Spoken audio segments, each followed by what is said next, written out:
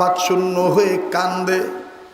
ও বাদান, হঠাৎ করে এই বাচ্চাটা এবার তার বোনদেরকে বলে, ও আপু, আম্মুকে ডাক দাও না, আম্মুর কাছে যাবো, দুধু খাবো। যখনই বলছে ও আপু, ভালো করে খেয়াল করে দেখতেছি এদের আপু কই। নজর করে দেখি ফুটফুটে আরো দুইটা কন্যা সন্তান মায়ের লাশের বাক্সের পায়ের কিনারে, দুই বোন মাথাটা এরকম বাক্সের কাছে লাগাই দিয়ে মায়ের বাক্স নাড়াচাড়া করা, ডাক দিয়ে বলে, আম্মু গো, আমাদের ভাইয়াকে কি তুমি দুধ দিবে? এক বোন আর এক বোন রে বলতেছে, ও আপু, আম্মু মরে গেলে কি মেয়েদের সাথে কথা বলতে পারে না? বাদান, এই বাচ্চা দুইটাও ছোট বাচ্চা, এই কান্নাকাটি দেখে ওই বাপটা চিৎকার দিয়া বলে, দয়ার আল্লাহ,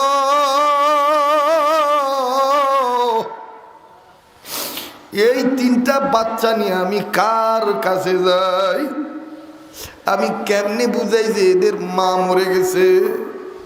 ও বাবা, এই ছেলেটা যখন আবার রাগ করে বলে, ওই আব্বু, আমার গলা শুকিয়ে গেছে, আমি দুধু খাবো। বাপ পটিটু দেয়, আপেল দেয়, জুস দেয়, সব ফেলে দেয়। এক পর্যায়ে বাপ সামান্য একটু বিরক্ত হয়ে ডাক দিয়ে কয়ে, তোর আম্মু নাই, তোর আম্মু মারা গেছে। যখনই বলছে মারা গেছে, এই বাচ্চাটা রাগ হইয়া অগ্নিশর্মা হইয়া বাপেরে কসমস করে কামড় দিয়া ধরলো, আর নাকে মুখের মধ্যে আঙ্গুল ঢুকে চারা দেয়, বাপের নাক থেকে রক্ত পড়ে। বাবারে, বিভিন্ন জায়গায় বাপের জায়গায় দেখতেছি খামচির দাগ, বিভিন্ন জায়গায় জামা ছেঁড়া। আর এই ছেলেটা কামড় দেয়, বাপের চেহারা কালো হয়ে যায়। কামড় কখনো কখনো ছেড়ে দিয়ে কয়, তুই মিথ্যা কথা বলি, আমার মাও মরে নাই, আমার মায়ের তুই এই কাঠের বাক্সে বইরা রাখছ। এইভাবে বলে আর খামচা খামচি করে। ও বাবা, বাপটা কিছুই বলে না, খালি কান্দার ডাক দিয়ে বলে, আল্লাহ, আমি এই বাচ্চাগুলোর কেমনি বুঝাই যে তাদের মা নাই? আমি আর নিজের ঠিক রাখতে পারলাম না। ডাক দিয়ে বললাম, সোনার বাইরে, তোমার যে বিবি মারা গেছে, তুমি তোমার সন্তানদের প্রতি বিরক্ত হইও না। এরা বুঝে নাই যে এদের মা মরে গেছে। এই কথা বলা মাত্রই লোকটা কান্নার আওয়াজ বাড়া দিয়ে কয়, হুজুর, আর কত সহ্য করা যায়? আমি বললাম, কেন? এই লোকটার সাথে সাথে নিজের হাতের কাপড় উঠাইলো, হাতের কাপড় উঠাইয়া ডাক দিয়ে কয়, হুজুর গো, এই দেখেন জায়গায় জায়গায় কামড়ের দাগ, নজর করে দেখি অনেক জায়গায় জায়গায় জায়গায় কামড়ের দাগ। বাদান রে, গোস্ত কালো হয়ে গেছে, চামড়া রক্ত জমা হয়ে গেছে। লোকটা কয়, হুজুর প্রচন্ড ব্যথা, ঢাকায় দেখুন আমার বিবি মারা গেছে, যখন থেকে বলছি তোদের মা মরে গেছে, তখন থেকেই খালি আমার কামড় দেয়। ও হুজুর, আর কত সহ্য করা যায়? হুজুর, আমি আপনার কাছে একটা দোয়া চাই। লোকটা কান্দার ডাক দিয়ে বলে, হুজুর, একটা দোয়া চাই, হুজুর দোয়া করবেন, আল্লাহ যেন কোনোদিন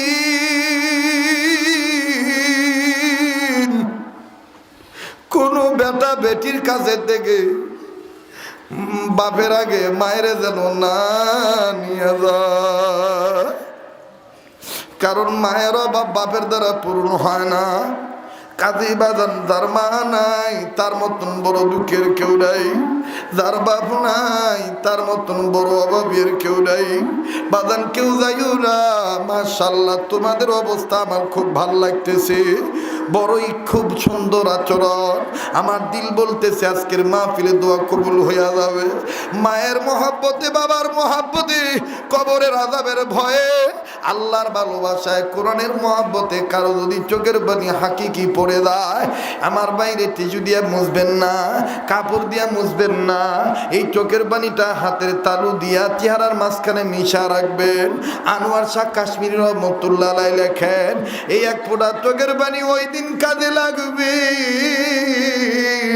যেই দিন মাথার কাছে সূর্য চলে আসবে, গুনাহগার বান্দাদের মাথার মগজ টাস টাস করে গলে গলে নাক মুখ বেয়ে বেয়ে পড়বে, অনেকে পানি পানি বলে চিৎকার করবে। নবী বলেন ওই দিন দুনিয়াতে যারা আল্লাহর মহব্বতে কাঁদছিল, তওবা করেছিল, এই কান্দুইনা গোলামদের চোখের পানি চেহারায় ভেসে উঠবে। আমার মাওলা কান্দুইনা বান্দা বান্দিদেরকে ডাক দিয়া নিয়ে নবীদের সুপারিশে জান্নাতে দিয়ে দিবে। চিৎকার দিয়া বলেন সুবহানাল্লাহ। দেন না একটা ডাক, দেন না, বলেন না আল্লাহ, আবার বলেন না আল্লাহ। আরে বাবাজি, এইরকম দেখেন সন্তান হইতে পারেন কিনা। মুফাসসিরিনে কেরামগণ লেখেন, তাফসীর কাবীরের মধ্যে পাওয়া যায় পয়গম্বর ডাক দিয়ে বলতেছেন, আল্লাহ সবকটা কোন সবক আমার একটু জানান।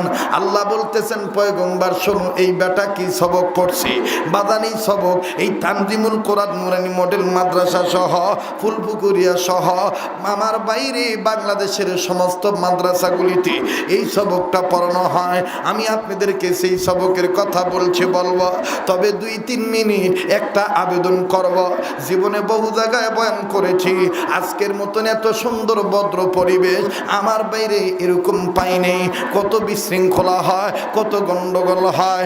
আরে বন্ধু, আজ আপনাদের অ্যাসোসিয়েট, আজ আপনাদের মনের অবস্থা, আপনাদের বসার অবস্থা, আমার দিল বলে একটানা সন্ধ্যা পর্যন্ত যদি কোরআন হাদিসের বয়ান হয়, সন্ধ্যা পর্যন্ত আল্লাহর প্রেমে, নবীর প্রেমে, মা বাবার রুহের মাগফিরাত কামনায় বসে থাকতে রাজি। কথা কোন ঠিক কিনা? কিন্তু না রে বন্ধু, না, সব কাজের একটা ব্রেক আছে, একটা বিরতি আছে।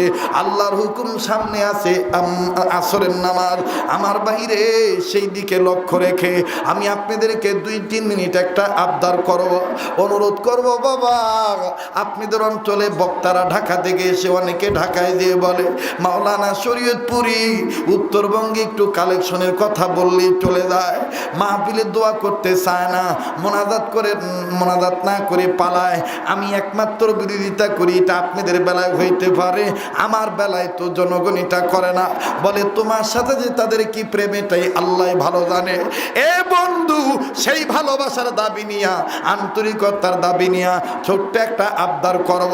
এই তানজিমুল কোরআন নুরানি মডেল মাদ্রাসা, এই মডেল মাদ্রাসায় আপনার দান করাটা যেন আল্লাহর মহব্বতে মডেল হয়ে থাকে, হাসরের ময়দানে যেন এই কোরআন সাক্ষী দিয়ে দেয়। সেই লক্ষ্যে বাজান রে, একটা ব্যাগে নিয়ে একটা জিম্মাদারগণ, স্বেচ্ছাসেবকগণ আপনাদের কাছে একটা ব্যাগ নিয়ে যাবে। এই ব্যাগের মধ্যে কোরআন শরীফের হাদিয়া 200 টাকা, 300 টাকা নগদ রে বন্ধু, আপনার দিল থেকে মা বাবার রুহের মাগফিরাত কামনায় এই মাদ্রাসাটার পক্ষে ব্যক্তির মধ্যে দান করবেন। বলেন তো দেখি, পারা যাবে কি যাবে না? যাবে কি যাবে না? কেউ উঠবেন না ভাই। এখন ওঠা মানে মাদ্রাসার সাথে বিরোধিতা করা, নবীর ঘরের মুখালাফাত করা, আমার বন্ধুরে আলেমদের বিরোধী হওয়া। এতক্ষণ বসে থাকলে না, সামান্য সময় একটু বসে থাকবেন। দেখতে চাই বন্ধু